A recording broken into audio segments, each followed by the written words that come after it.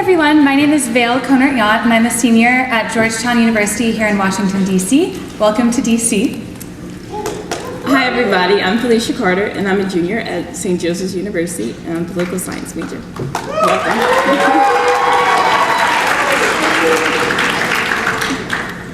Hi, this weekend we are all here to understand how we can stand in solidarity with members of our community who are facing injustice. Whether it be in Latin America or here in the US, we strive to understand the suffering occurring among our community members and to act to address these injustices. Today, we are representing Jesuit universities who seek to be in solidarity with community members right on our own campuses. These members are contracted workers.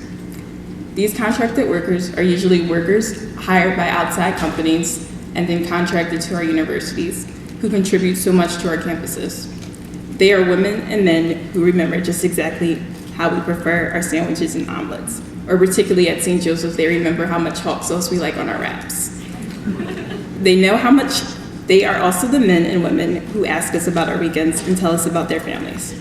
The people who work within our schools are an integral part of our campus cultures. Often we take these workers for granted. Sometimes we walk through our campuses and things just happen. Our library lounges happen to be vacuumed. The dining halls happen to be wiped down. The dorm bathrooms happen to be clean. There are dozens of workers who continuously aid our campuses, yet our busy academic and social lives sometimes interferes with our acknowledgement of these services. It is time for us as students to recognize the needs of our contracted workers. Multiple contracted workers experience less benefits and autonomy within their workplace. Within my university at St. Joseph's, the cafeteria workers are laid off during the summer and then forced to go through the rehiring practice. As students, we have a unique opportunity to change the conditions workers face on our campuses. When the cafeteria workers at my university, Georgetown, faced problems on the job, they turned to students for help. Our cafeteria is run by a large food service company called Aramark, and the workers told students that things just weren't right. Wages were stagnant, healthcare was unaffordable, and Aramark managers treated workers with blatant disrespect. Special needs workers in the dish room were being denied the same pay raises as their fully abled peers, and some workers had been called racial epithets on the job. Thankfully, Georgetown has a just employment policy that protects all workers on our campus, whether contracted workers or those employed directly by Georgetown. Our just employment policy stipulates that our workers must be given a living wage and appropriate benefits, that our workers have the right to organize and vote for or against union representation, and that our contract employers will provide full-time jobs when possible and part-time work only when necessary. Supported by students, faculty, and staff, our cafeteria workers had the courage to stand up for justice on the job and decided to form a union in March 2011. Their right to a living wage, affordable health care, and a harassment and intimidation-free organizing process was guaranteed by Georgetown's just employment policy, which specifically cites Georgetown's Catholic and Jesuit identity as a reason that we hold ourselves to a higher moral and ethical standard. Father Raymond Kemp, a longtime member of the Georgetown and DC community, said that to him, supporting the Cafeteria Workers Union and Georgetown's just employment policy was a no-brainer.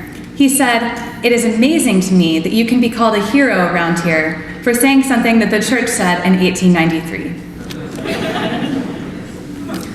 Although it is a daunting task at first to mobilize with cafeteria workers at our universities and also take part in the union struggle, as Vail and other Georgetown students will concur, we as students, however, can take the first steps to ensure workers within our campuses receive fair treatment and respect.